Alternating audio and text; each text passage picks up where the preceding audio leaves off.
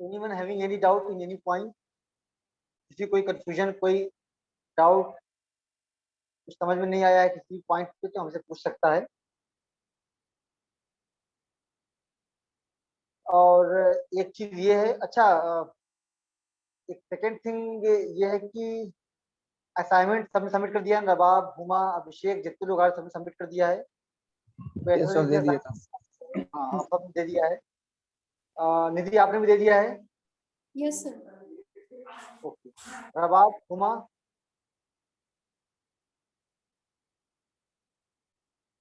नवाब, Huma, yes sir दे दिया है। Okay. तो अब हो सकता है नेक्स्ट वीक मैं आपको नया असाइनमेंट दे दूं, that will contain whole unit. तो यूनिट 1 का असाइनमेंट जो लिखा है आप लोगों ने वो तो रहेगा ही रहेगा।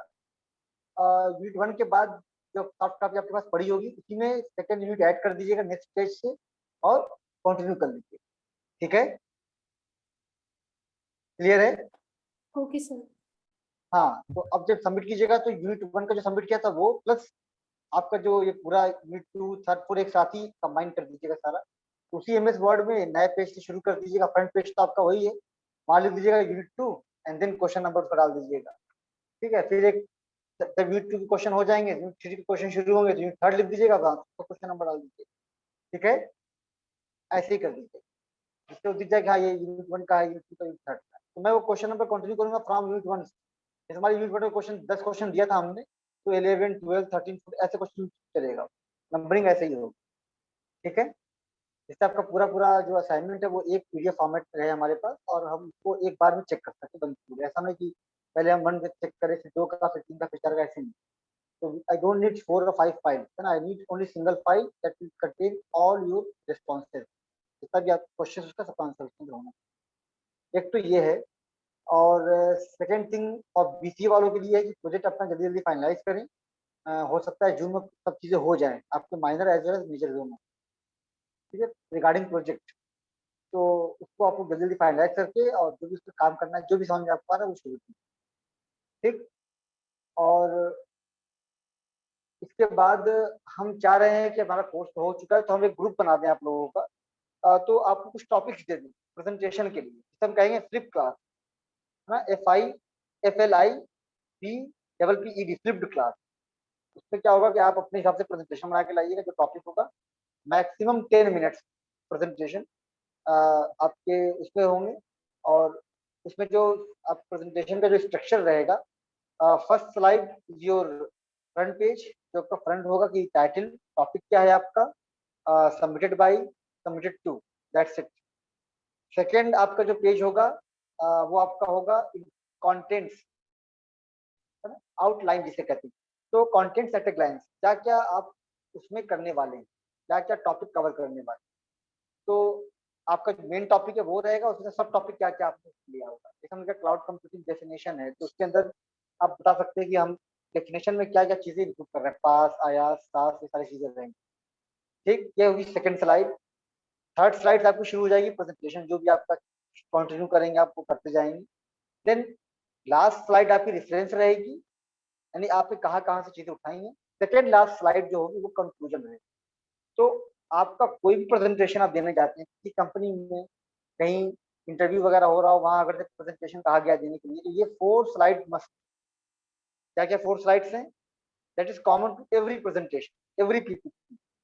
फ्रंट पेज आपका जिसके नाम होगा, टाइटल होगा, कहाँ देने जा रहे हैं, एप्लीकेशन आपका होगा।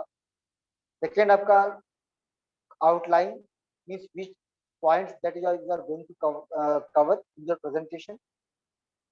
लास्ट रेफरेंस, आपने कहाँ कहाँ से हेल्प ली है, बुक से, ऑनलाइन वेबसाइट से, किसी ब्लॉग से, उसका पूरा पूरा अगर से ऑनलाइन लिया हुआ है तो पूरा पूरा उसका यूआरएल लिख दिया आपने। ठीक है, उसका नाम लिखकर आगे डॉट लिया, फिर डैश डबल कॉमा के अंदर उसका क्या दे दिया, यूआरएल दे दिया। आपने अमेजन से लिया आपने, तो अमेजन लिख दिया आपने वर्ड में, डॉट या कॉमा दिया, फिर ब्रैकेट लगा के डबल कोट लगा के आपने क्या उसकी उसका जो साइट का वो था यूआरएल वो दे दिया आपने, पूरा पूरा एड्रेस वेबसाइट का जहाँ से आपने कॉपी किया है जो चीजें।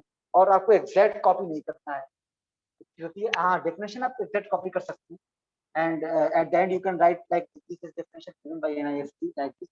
बट आप बाकी चीजें जो आप कॉपी करते हैं उससे आप अपने लैंग्वेज की उसको आप एडिट कर सकते हैं, ठीक है।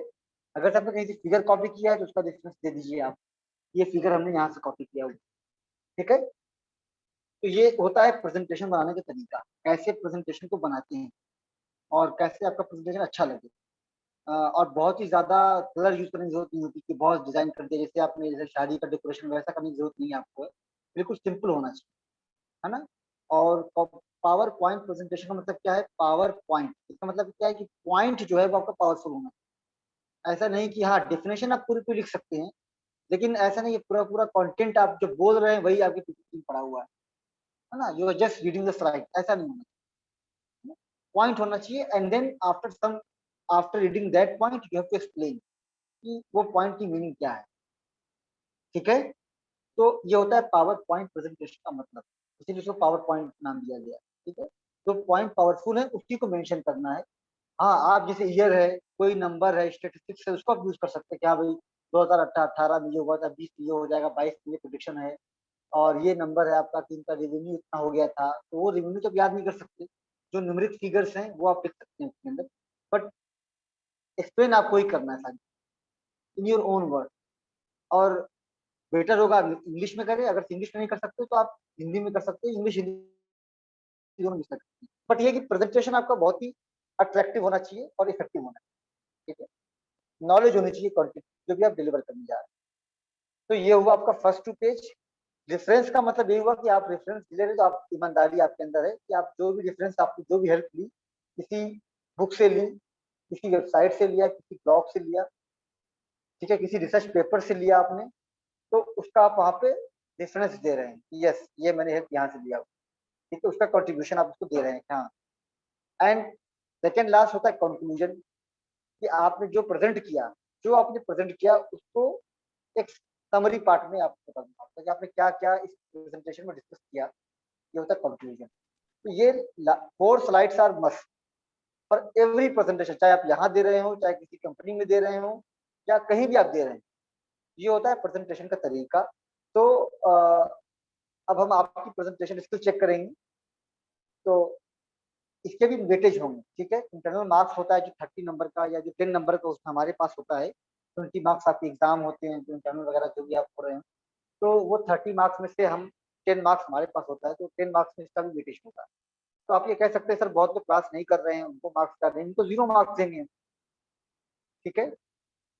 तो अगर से प्रमोशन होता है तो प्रमोशन में भी कुछ आपको देना पड़ेगा, लिख के आएगा, कुछ मार्क्स होंगे, तो बेसिस ऑफ ये आपकी जो क्लास की है अटेंडेंस के मार्क्स होंगे, प्रेजेंटेशन आपने दिया उसके मार्क्स होंगे, असाइनमेंट दिया उसके मार्क्स होंगे, तो सारे मार्क्स मिलके आपको एक एग्रीगेट मार्क्स मिलेगा।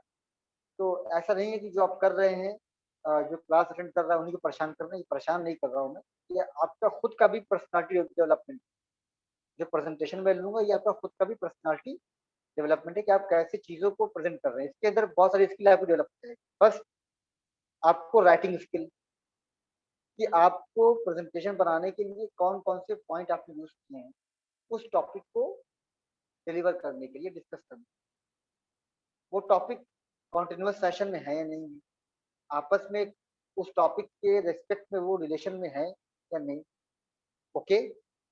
पावर पॉइंट बनाना आपको आ जाएगा, कहाँ पे एनिमेशन यूज करना है, कहाँ पे एनिमेशन ही बहुत ज्यादा एनिमेशन नहीं की, बिल्कुल जैसे मूवी चल रही हो वैसा एनिमेशन नहीं, सिंपल एनिमेशन जैसे मैं अपने यहाँ साइड में यूज करता हूँ, तो एक सिंपल एनिमेशन आप यूज कर सकते हैं, ठीक, स्टेप बाय स्टेप, एक ये। और उसके बाद आपका प्रेजेंटेशन बनाने का, पीपीटी बनाने का जो तरीका है वो आपको इम्प्रूव हो जाएगा, ठीक।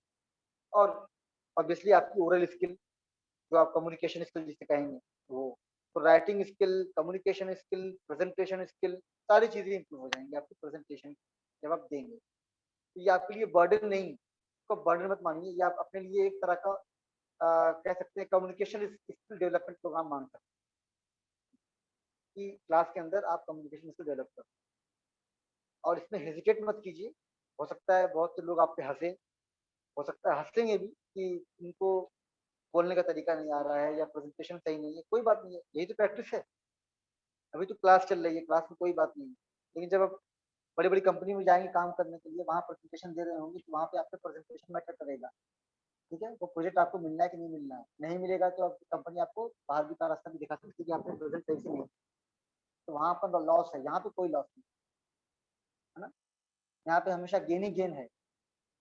एक गेन ये है कि आपकी पीपीटी सही नहीं है तो पॉजिटिव फीडबैक आएगा, ठीक है, कंस्ट्रक्टिव क्रिटिसिज्म जो होगा वो आएगा।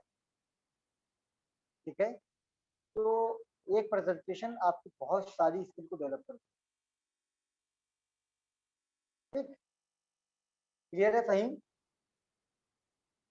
Faheem, Faheem yes Ansari. Sir, clear है। हाँ, तो क्या कहा हमने फहीम, बता बताइए, एक बार रिपीट कीजिएगा फहीम।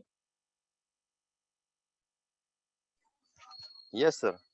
बताइए मैंने क्या कहा अभी, क्या क्या डिस्कस किया, बिल्कुल शॉर्ट में सर बताइए। प्रेजेंटेशन के बारे में बताया आपने। ओके, प्रेजेंटेशन किसका देना है आपको?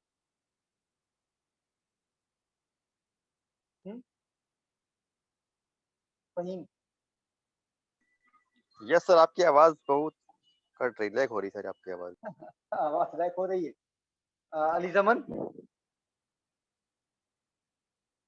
अली जमन, जी जी सर। क्लियर आ रही है ना आपको? जी सर। ओके, हो सकता है फहीम के एंड पे नेट वगैरह परेशानी हो, तो मैं फहीम पे भरोसा करता हूँ, ठीक है, सही बोल रहे हूँ। ठीक है, क्या बताया मैंने, अली जमन बताइए, थोड़ा सा इसको बता दीजिए, रिवाइज कर दीजिए। सर सर आपने ये बताइए क्या बता बताया। रहे हैं सर, थोड़ी थोड़ी आवाज आ रही हाँ ठीक है, okay okay Faheem, no issue. हाँ अली जमन प्लीज गो अहेड। सर ये बताया कि प्रेजेंटेशन बनानी है, टॉपिक सर अभी हमने नहीं सुना है। प्रेजेंटेशन बनानी है जिसमें जो है शुरू के दो स्लाइड्स तो ये होती हैं कि पहले में टॉपिक होता है, टाइटल होता है, और फिर दूसरी स्लाइड में ये होता है कि इंडेक्स, जिसको हम लोग कह सकते हैं कि मतलब आप प्रेजेंटेशन में क्या क्या टॉपिक्स लेंगे, किस बारे में बनाना चाहते हैं प्रेजेंटेशन। उसके लास्ट वाले में रेफरेंस होगा। रेफरेंस जो है, अगर हमने किसी नेट से लिया है तो उसका यूआरएल लिख सकते हैं, और अगर कोई इमेज भी लगा रहे हैं तो उसका भी रेफरेंस लिख सकते हैं। और लेकिन ये इसको सारी लिखना चीजें हम लोग पड़ेगा, को। जी। लिखना पड़ेगा, लिख लिख लिख दीजिएगा, लिख सकते जी नहीं सर। हैं। हाँ और ये सारी आपने उसके बाद ये भी कहा कि ये सारी चीजें सिर्फ मतलब ये ना समझिए कि जो है आप लोग क्लास कर रहे हैं तो आप लोग को परेशान कर रहे हैं। जो लोग क्लास कर रहे हैं उनके मार्क्स जुड़ेंगे अटेंडेंस में, और ये आगे जो है हम लोग को कोई कंपनी में जो है इसके फायदे मिलेंगे बहुत सारे। बिल्कुल बिल्कुल फायदे मिलेंगे, और इसको आप देखेंगे, इसको आप रियलाइज करेंगे जब आप कंपनी में जाएंगे और ये सारी चीजें आप दिखती होगी, तो आपको एक तो आपकी धड़क खुल जाएगी कि हाँ भाई सबके सामने बोलना है हमको। नॉलेज आपको है, बट आप नॉलेज डिलीवर नहीं करेंगे तो नॉलेज का कोई फायदा नहीं। ठीक है, तो डिलीवर करने के लिए आपको सब चीजें होनी चाहिए, तो ऑब्वियसली आजकल के ज़माने में ऑनलाइन चीजें चल रही हैं, प्रेजेंटेशन इसी से अच्छे से होती हैं। तो इसको थोड़ा-सा आप बना के लाएँगे तो प्रेजेंटेशन के जो मार्क्स होंगे वो मैं 4 पार्ट में डिवाइड करता हूँ। बेसिकली कम्युनिकेशन स्किल, आपके फिर कॉन्टेंट नॉलेज, अगर से कोई क्वेश्चन पूछ रहा है आपसे, उसमें आपने कैसे आंसर दिया। देन आपका जो प्रेजेंटेशन स्टाइल, कि आपको प्रेजेंटेशन कैसे, पीपीटी कैसे बनाया, उसे कैसे प्रेजेंट किया, ये सब 10 नंबर में डिवाइड करेंगे इसको हम। तो सबके अपने अलग-अलग वेटेज, ठीक है? तो मैं वो टॉपिक सबको दे दूँगा एक-एक करके अलग-अलग, तो उसको आपके मैक्सिमम 10 मिनट है, ज़्यादा उसमें बोलना नहीं है। जैसे टॉपिक क्लाउड कंप्यूटिंग क्या है, या सास के बारे में, पास के बारे में दिया किसी को, तो क्लाउड कंप्यूटिंग जिसको दिया तो वो तो सब बताएगा थोड़ा बहुत करके। किसी को हमने प्लेटफ़ॉर्म एज़ सर्विस दिया, तो वो बिल्कुल डिटेल में बताएगा, क्योंकि हमने उसको पर्टिकुलर टॉपिक दिया, ठीक है? तो इस तरीके से आप लोग प्रेज़ेंटेशन तैयार कीजिएगा, मैं टॉपिक भी शेयर कर दूँगा। जिससे एक 2 फ़ायदे, तो रिवीज़न भी हो जाएगा हमारा, और कहीं आप लोग अगर से आपको कंफ्यूजन होगा या वो पॉइंट आपने एक्सप्लेन किया और उसको मुझे लगेगा कि मुझे भी एक्सप्लेन करना चाहिए उसको और डिटेल में, तो मैं भी एक्सप्लेन कर दूँगा उसका। ठीक है? जी सर। क्लियर है? Okay, thank you. Nidhi, Yes, sir. समझ में आ गया ना? तो सही चीज़ है ये, शुरू करें इसको? Yes, sir. Yes, sir. हो सकता है नेट परेशानी हो, तो आप लोग क्या कीजिएगा, जब पीपीटी बना लीजिएगा तो पीपीटी मुझे मेल कर दीजिएगा, ठीक है? तो Okay, मैं sir. यहाँ शेयर कर दूँगा, आपको सिर्फ बोलना होगा। तो आपकी ये बैंडविड्थ सर कम है। एक्चुअली यहाँ पे ऑनलाइन में कभी-कभी सर ऐसा होता है कि आपकी आवाज़ नहीं आती है या मतलब कुछ चीज़ें फिर छूट जाती हैं या फिर एग्री एग्री एग्री, इसमें मैं मानता हूँ, हो सकता है ऐसा होता भी होगा। अभी जैसे नेट कनेक्शन तो सही है तो सही चल रहा है सब। तो उस yes point of sir, view से मैं कह रहा हूँ कि आप सही बात बोल देंगे, मुझे कोई परेशानी नहीं है एग्री करने में या एक्सेप्ट करने में। तो ये होता है, ऑनलाइन क्लास है, नेट नहीं चल रहा आज हमारा, कोई मोबाइल का नेट हमारे हाथ में थोड़े, मोबाइल कंपनी है जो जिसका हमने सिम लिया है उसका नेट, बारिश हो रही है आजकल चल रहा है, दोस्त का नेट का नहीं चल रहा, होता है। नहीं पता है, कहीं नहीं पता है, उसमें क्या है। तो एक यस ट्रस्ट रहता है तो उसमें सब चीजें क्लियर रहती हैं, अच्छे से काम की होती है। और यहाँ कोई डंडा लेके बैठा तो है नहीं कि आप कुछ करेगा, कुछ नहीं। तो जैसा ही प्रेजेंटेशन देंगे, आप दे रहे हैं प्रेजेंटेशन, ये बहुत बड़ी बात है। तो नहीं दे रहे हो तो नहीं दे रहे, आप दे रहे हैं भाई। तो अगर से आप पीपीटी बना देंगे और मैं सबका टाइम भी दे दूंगा कि हाँ भाई इस डेट में कल की क्लास इसका प्रेजेंटेशन होगा, परसों क्लास, तो उसमें मैं एक्सेल शीट में सब बना के दे दूंगा आप लोगों को। सर टॉपिक तो क्या होगा? टॉपिक मैं क्लाउड कंप्यूटिंग से ही दूंगा, ठीक है, सबके नाम के आगे टॉपिक, ठीक है, लिस्ट बना दूंगा मैं। ठीक। तो इससे आप अपने हिसाब से उसको नेट सर्च कर लीजिए, पहले की हेल्प लीजिए और उससे अच्छे से वीडियो बनाइए, अच्छे से एक्सप्लेन कीजिए।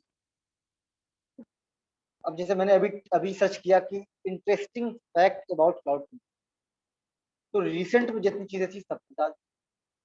यूएस में करीब 50% लोग यूएस में जो है क्लाउड कंप्यूटिंग का यूज कर रहे हैं। Banking system, online banking system आ रहा है, हर चीज ऑनलाइन जुड़ जाएगी, तो वहाँ पे क्लाउड कंप्यूटिंग का बहुत ही ज्यादा यूज, ठीक है।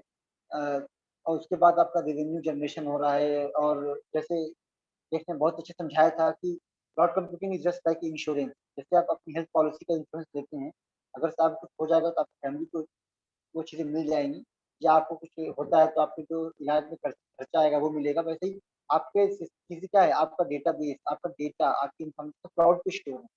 आपके अगर से सिस्टम ब्रेकडाउन होता है, आपका लैपटॉप क्रैश कर गया, हार्ड डिस्क क्रैश कर गया, या लैपटॉप कहीं गिर गया, जल गया, कुछ भी हो गया, तो वो एक तरह का इंश्योरेंस है। आपका डेटा कहाँ स्टोर है? क्लाउड पे स्टोर। जीमेल पे तो कोई, जीमेल आपका क्लाउड पे है। जीमेल में जितनी भी आपने फाइलें अटैच की होंगी, जितनी भी आपने चीज़ें अपलोड की होंगी, वो तो रहेगा ही रहेगा जब तक जीमेल का सर्वर लॉस्ट नहीं हो जाता। तो आपके लैपटॉप के लॉस्ट होने की पॉसिबिलिटी ज़्यादा है, प्रोबेबिलिटी ज़्यादा है इन कंपैरिजन टू किसी जीमेल सर्वर। तो वहाँ पे वो चीज़ें अवेलेबल रहेंगी। तो अच्छा टर्म एक्सप्लेन किया उसने, जिससे आपको समझ में आ गया, यस हाँ, ये तो अच्छा टर्म है। तो ऐसे ही आप क्लाउड कंप्यूटिंग बुक में देखेंगे, तो बुक में क्या है कि बुक अब 4 साल पहले छपी है, तो अब वो 4 साल बाद की बात उसमें तो लिखेगी नहीं। रिसेंट में क्या चल रहा है क्लाउड कंप्यूटिंग का। तो मैं सजेस्ट करूँगा कि नेट से ही जाइएगा, और लेटेस्ट टॉपिक है, तो आपको कुछ ना कुछ चीज़ें मिल जाएँगी। टॉपिक को और देखिए सर्च करने का तरीका होता है, वो आप सर्च कीजिए, ठीक है? जी यस सर। सर, हाँ, क्योंकि अब उसमें कुछ पढ़ाने को मुझे वैसा दिख नहीं रहा है, और इंस्टॉलेशन वगैरह भी यहाँ पे बता नहीं पा रहे हैं, तो अभी इसी से कंटिन्यू करते हैं चीज़ें। तो आपको मैं ऐसे में हर क्लास में फ्लिप क्लास लेता ही लेता हूँ, जो भी इसमें पढ़ाता हूँ। तो क्योंकि मेरा सिलेबस टाइम से कवर हो जाता है, तो उसमें क्या होता है, टाइम बचा होता है मेरे पास, क्लास के रिवीजन के लिए भी टाइम होता है, और फ्लिप क्लास के पॉइंट ऑफ व्यू से क्या होता है कि रिवीजन हो जाता है, ठीक है? और आप लोगों को इससे इन्वॉल्वमेंट हो जाता है।